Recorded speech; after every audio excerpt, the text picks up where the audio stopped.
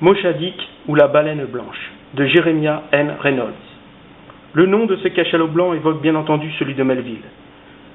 Mais ce dernier ne semble pas en avoir pris connaissance. Il n'existe en effet aucune preuve attestant de cette rencontre. Page 9.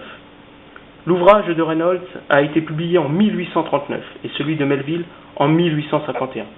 12 ans séparent les deux récits, mais celui de Melville est resté dans la mémoire collective. Sa puissance narrative est souvent comparée à celle d'un certain grand livre religieux. Dans cette histoire, outre le chef-d'œuvre d'Herman Melville, il faudra rendre à Reynolds ce qui est à Reynolds.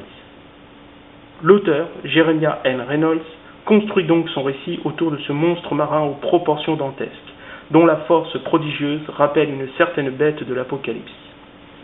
Ce Léviathan est une machine naturelle absolument extraordinaire, dont les puissantes mâchoires ont déjà fracassé quelques navires trop curieux.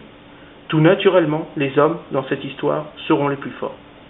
Ce Lusus Naturae, page 30, est cette auguste alliance du ciel et de la mer, dont la mort rappellera dans un vieux chant marin à la page 78, le crucifié, dont la lance qui percera le cétacé évoquera celle du centurion Longin qui creusera le côté du Christ et qui, dans le cétacé, fera jaillir un torrent de sang aussi haut que le mât, suggérant à son tour la croix.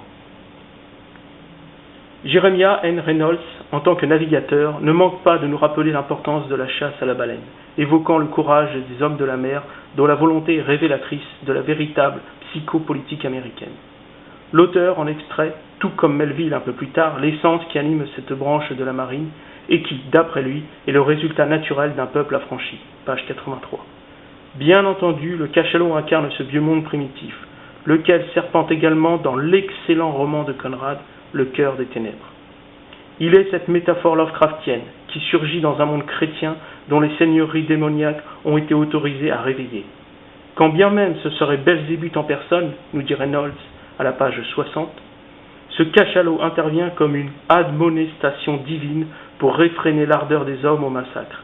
Ici la chasse à la baleine. Le narratif melvillien est sans ambiguïté à ce propos. Le blanc sera même ce signe surnaturel obsédant dont Reynolds soulignera cette singularité comme une aberration naturelle. Page 29. Pour Melville, la nature sait se faire blanche pour intimider et même terrifier son monde. Il est de ces cas qui effraient et même pétrifient quand proviennent au regard cette blancheur naturelle, qui, bien que contrastant avec celle floconneuse du nuage et de la neige, ou celle du souverain cygne, n'en demeure pas moins horrible à voir. Ainsi, quand elle émaille le dessous du grand squale et enlumine la toison du puissant ours polaire, elle glace déjà d'effroi l'âme comme une peur venue des enfers.